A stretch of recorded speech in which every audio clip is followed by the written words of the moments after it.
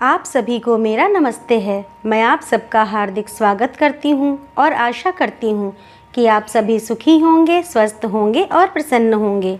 आज मैं आप लोगों के लिए जो कहानी लेकर के आई हूँ उस कहानी का नाम है कल्याणी और ये कहानी लिखी है सुभद्रा कुमारी चौहान जी ने। चलिए कहानी शुरू करते हैं। विवाह के बाद नववधू को लेकर जब बैरिस्टर राधा रमण घर लौट रहे थे तब रास्ते में ही एक रेल दुर्घटना हो गई। कई बाराती घायल हो गए। दो का तो घटनास्थल पर ही अंत हो गया। मरने वाला एक लौका विद्यार्थी था और दूसरे थे स्वयं बैरिस्टर राधा रमण। मृत्यु के कुछ क्षण पहले एकाएक राधा रमण ने आंखें खोलकर चारों तरफ देखा। पास ही बैठे हुए अपने मित्र जय कृष्ण से कहा, कल्याणी को तुम्हें सौंपता हूँ, या चाहे तो इसका विवाह भी कर देना, इसे कोई कष्ट ना होने पाए। अधिक वह कुछ ना बोल सके और उनका प्राणांत हो गया। घायल बारातियों के साथ नववधू कल्याणी को लेकर जय कृष्ण घर आए। 2 दिन पहले कल्याणी के सौभाग्य पर बहुतों को ईर्ष्या हुई थी। आज घर घर में उसके दुर्भाग्य की चर्चा थी। उसका मुंह देखना तो दूर, सौभाग्यवती स्त्रियां उसकी छाया से भी डरती थीं। वे सोचती यह स्त्री कितनी अभागी है कि इसके परिवार में तो कोई था ही नहीं। विवाह का कंगन भी ना छूट पाया था और वैधव्य मुंह बाए निगल जाने को खड़ा हो गया। वरना क्या उसी दिन उसी ट्रेन में रेल दुर्घटना होनी थी। कुछ भी हो, घर घर बड़ी बूढ़ी स्त्रियों में यही चर्चा थी कि यह अपने सत्यानाशी पैरों से जिस घर जाएगी उसी घर में कोई दिया जलाने वाला ना रह जाएगा। धीरे धीरे यह बात जयकृष्ण की पत्नी मालती ने भी सुनी। पति और संतान के लिए हिंदू नारी क्या नहीं कर लेती। उसके कल्याण के लिए अपना तन मन सभी कुछ निछावर कर सकती है प्रसन्नता से। और जिस बात में उनके किंचित मात्र भी अहित की शंका होती है वह काम हिंदू नारी कभी कर ही नहीं सकती। मालती का जी अंदर ही अंदर घबरा उठा। वह क्या करे। उसे तो अभागिन कल्याणी पर भी दया आती थी, किंतु जिस दिन जय कृष्ण का जरा सिर दुखता था, बच्ची उपमा जरा भी अनमनी हो जाती, उस दिन ऐसा जान पड़ता जैसे कल्याणी का दुर्भाग्य मुंह खोले उसे निगलने को दौड़ा आ रहा है। पर उपमा को यह अपनी चाची कल्याणी बहुत अच्छी लगती थी। कल्याणी के आने के बाद उपमा सदा उसी के पास रहती, खेलती, उसी के हाथ से नहाती और दूध पीती। रात में सो जाने के बाद ही मालती उसे ले जा सकती थी। वह बालिका जगते में अपनी चाची को छोड़ना ही ना चाहती थी। मालती को यह बात पसंद नहीं थी। वह नहीं चाहती थी कि उपमा उससे इतनी हिलमिल जाए। दबी जबान में उसने कई बार पति से कहा, कल्याणी को कहीं भेज दो। किसी की जवान विधवा आज 6-6 महीने से अपने घर में है, लोग क्या कहते होंगे। और जय कृष्ण सदा हंसी में टाल देते, तुम क्यों घबराती हो, कहने वाले मुझे ही तो कहेंगे, विधवा जवान हो या बूढ़ी, तुम्हें तो कोई कुछ भी ना कहेगा। किंतु जिस बात से मालती सबसे अधिक डरती थी वह बात जय कृष्ण से कभी ना कह सकी। वह कैसे कहे कि वह भी इन बूढ़ियों की बात पर विश्वास करती है। उसे रात दिन अपने पति और बच्ची के अमंगल की आशंका बनी रहती। धीरे धीरे 7 महीने बीत गए और जय कृष्ण कुछ भी निश्चय ना कर सके कि वे कल्याणी के लिए क्या करें। एक दिन नगर के किसी प्रतिष्ठित व्यक्ति के मर जाने से ऑफिस बंद हो गया और वे समय से बहुत पहले घर आ गए। नीचे कोई ना था, ऊपर उपमा की आवाज़ आ रही थी। सोचा वे लोग ऊपर होंगे। ऊपर गए। सीढ़ियों पर चढ़ते ही देखा कल्याणी नहाकर बाल सुखा रही थी। खूब लंबे घने काले केशों के बीच गोरा गोरा मुंह बिल्कुल चांद सा लग रहा था। बड़ी बड़ी आँखों में एक विशेष प्रकार का आकर्षण था। ऐसा सौंदर्य तो जय कृष्ण ने कभी देखा ही ना था। अंग प्रत्यंग से यौवन जैसे फूटा सा पड़ता था। क्षण भर निहारने का लोभ जय कृष्ण संवरण ना कर सके और तभी कल्याणी की नज़र जय कृष्ण पर पड़ी। उसने सिर ढक लिया। लज्जा की लाली उसके चेहरे पर दौड़ गई। उसका सौंदर्य दूना हो गया। इधर जय कृष्ण का अधीर मन बेकाबू हो चला। वे अब सीढ़ियों से ऊपर जाकर कुर्सी पर बैठ गए। कल्याणी से बोले, मुझे तुमसे कुछ बात करनी है कल्याणी। कल्याणी मरी जा रही थी। वह नहीं चाहती थी कि जयकृष्ण उससे ऐसे समय में कोई भी बात करे जब मालती घर में नहीं है। बात चाहे कुछ भी ना हो, पर मालती को संदेह जरूर होगा, यह कल्याणी जानती थी। वह इसलिए चुप थी। पर जयकृष्ण फिर बोले। उनकी आवाज़ भारी और स्वर कांप रहा था। कल्याणी, मृत्यु के समय राधा रमण तुम्हें मेरे हाथों सौंप गए हैं। मेरा कर्तव्य तुम्हें सुखी बनाना है, किंतु सुख का मार्ग तुम्हें ही निश्चित करना होगा। कल्याणी ने आंखें उठाकर जयकृष्ण की तरफ देखा, किंतु देख ना सकी। उनकी आंखों में उसने कुछ देखा। उसे अच्छी तरह ना जान सकी कि क्या था, किंतु उस दृष्टि में कुछ था जिससे कल्याणी सिहर उठी। एक प्रकार की बिजली सी उसके सारे शरीर में दौड़ गई। यह उसका पहला अनुभव था। कल्याणी ने कहा, आप जो ठीक समझें करें, मैं कुछ नहीं जानती। अच्छा होता कि आप बहन जी के आने पर मुझसे बातें करते। वे सुशीला बहन जी के घर गई हैं। अच्छा, उनके आने पर ही मैं बात करूंगा कल्याणी, कहते हुए जयकृष्ण बाहर चले गए। मालती को यह बात मालूम होगी या स्वयं कल्याणी कह देगी, किंतु अगर आते ही उपमा ने कह दिया कि बाबू चाची के पास ऊपर बैठे थे, तो तुरंत तूफान खड़ा हो जाएगा। इसीलिए कल्याणी उसे कहानी कहकर बहलाने लगी। कल्याणी को लेकर कभी घर में तूफान खड़ा हो जाता, तब उसका जी चाहता था कि धरती फटे और वह समा जाए। वह नहीं चाहती थी कि वह उनके सुखमय जीवन में विषाद का कारण बने, इसलिए सबसे छिपी छिपी रहती थी। वह यही चाहती थी कि किसी को उसके अस्तित्व का पता न लगे। अभागिन नारी, जिसे परमात्मा ने सौंदर्य देते समय इतनी उदारता दिखलाई थी, उसके भाग्य में सुख का एक क्षण भी ना लिखा था। सुशीला के यहाँ मालती को बहुत सी बातें सुनने को मिली। सुशीला की सास ने यहाँ तक कह दिया, दुल्हन, तुम्हें तो अभी अच्छा लगता होगा, सहेली मिल गई है, पर वह कुलक्षणी है, तुम्हारा घर भी चौपट कर देगी। उस छूत को निकाल बाहर करो। मालती निश्चय करके लौटी थी कि आज वह जयकृष्ण से जरूर कहेगी कि अब वह कल्याणी को अपने घर में ना रख सकेगी। बहुत दिन रह चुकी। लौटते ही उसने देखा कि जयकृष्ण कमरे में लेटे अखबार पढ़ रहे हैं। उसने अंदर आकर घंटी की बटन दबा दी। उपमा सो गई थी। कल्याणी नीचे आई।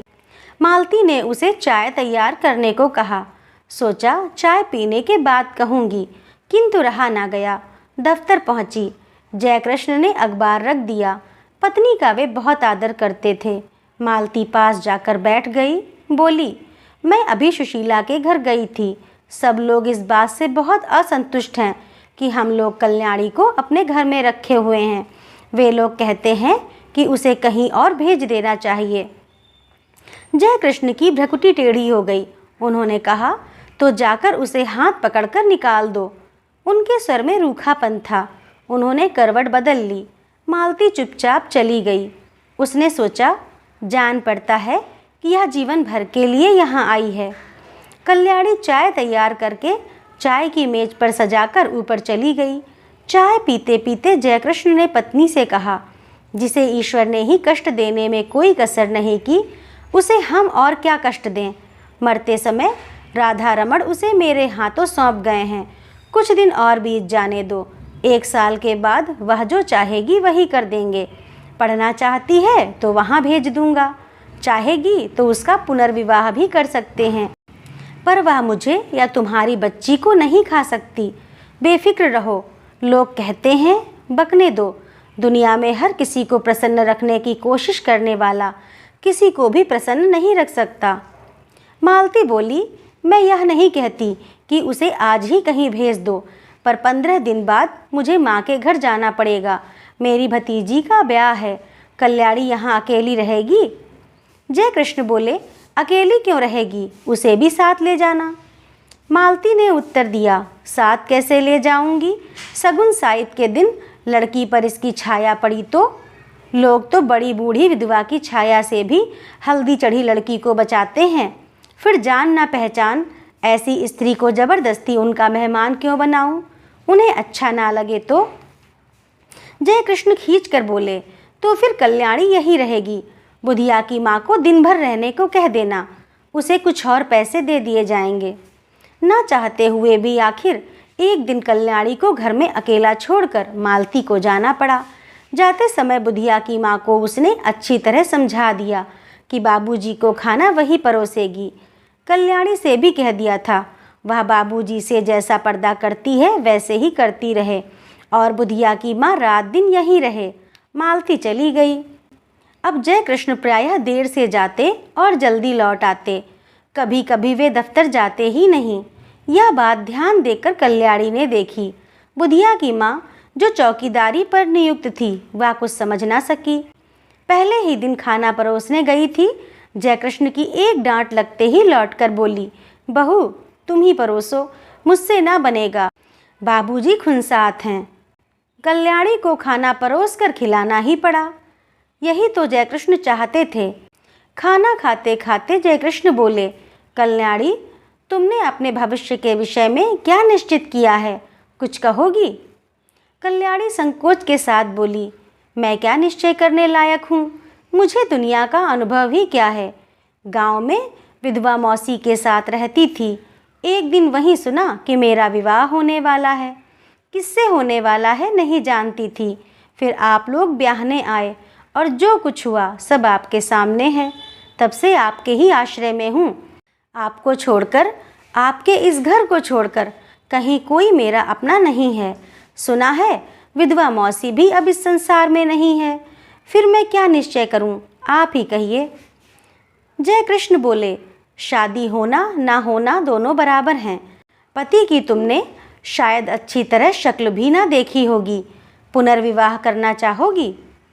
कल्याणी बोली, पुनर्विवाह? विवाह से सुख मिलने वाला होता तो मेरे पति उसी दिन रेल से कटकर ना मर जाते, कहकर ठंडी सांस ली। जय कृष्ण ने कहा, तुम्हारा यह ख्याल गलत है कल्याणी।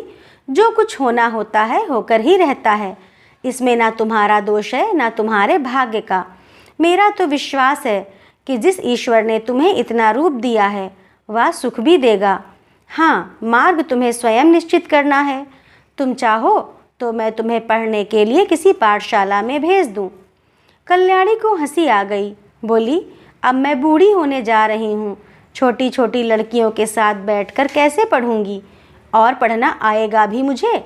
मैं तो निरी मूर्ख हूँ। यह हंसी ना थी, बिजली कौन गई थी।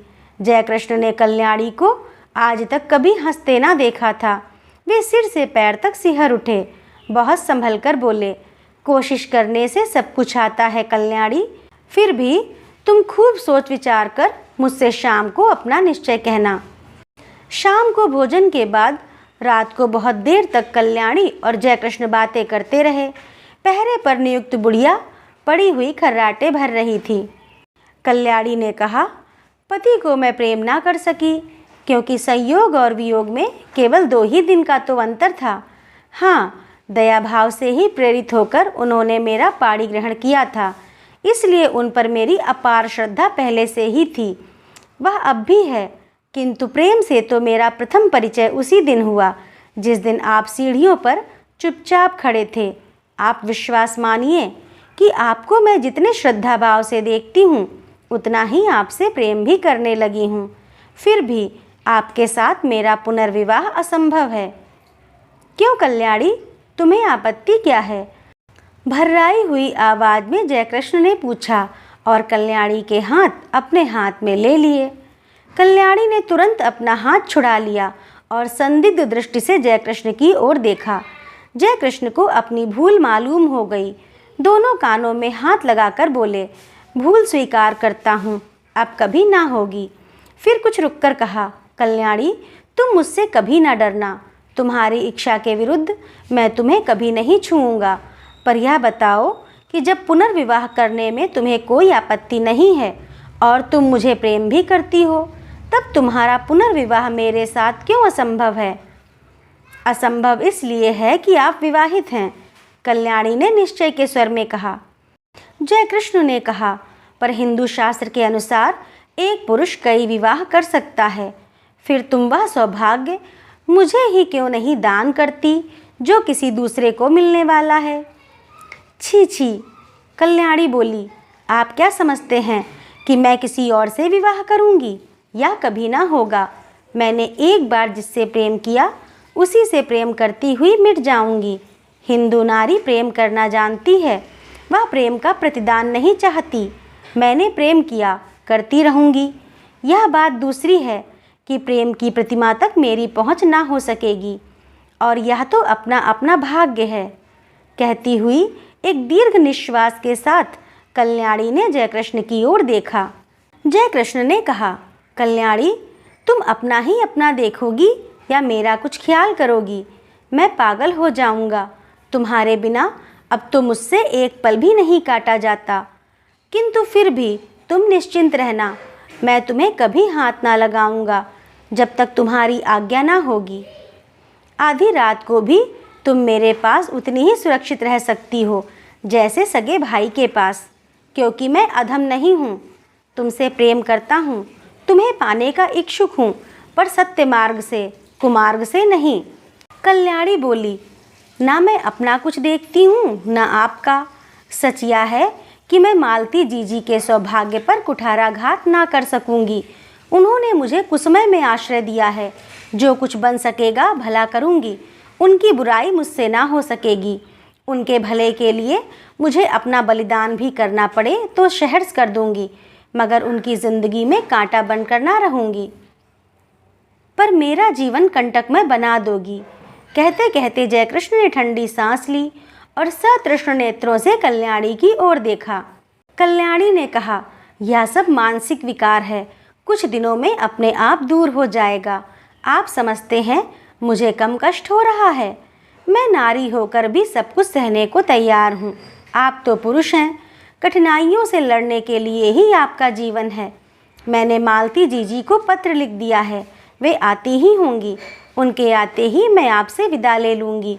विदा से पहले एक भिक्षा मांगती हूँ, केवल आपके चरणों की धूली, और मैं कुछ नहीं चाहती। आप मेरे देवता हैं। जयकृष्ण के पैरों के नीचे से जैसे धरती खिसक गई हो। घबराकर बोले, तुमने मालती को पत्र कब लिखा और क्या लिखा? लिखने से पहले मुझसे पूछा क्यों नहीं? कल्याणी बोली, मैंने कुछ और नहीं लिखा, यही लिखा है कि उपमा के बिना बहुत बुरा लगता है, तुम जल्द से जल्द चली आओ। और लिखती भी क्या? किंतु आपके साथ मेरा अकेला रहना उचित नहीं। हम दोनों एक दूसरे से प्रेम करते हैं, ना जाने किस दिन क्या हो जाए, और मैं नहीं चाहती कि हमारे बीच में कोई भी ऐसी बात हो जिसे कलंक का स्वरूप दिया जा सके। जो कुछ तुमने किया ठीक ही किया कल्याणी, सो जाओ, रात बहुत हो चुकी है। और उठते हुए कल्याणी ने झुककर जयकृष्ण के पैरों को माथे से लगा लिया। जयकृष्ण बहुत उद्विग्न थे। कल्याणी ने ऊपर जाकर दरवाजे बंद कर लिए। जयकृष्ण खाट पर पड़े करवटे बदलते रहे, उन्हें नींद न आई। दूसरे ही दिन मालती दोपहर की ट्रेन से आ पहुंची।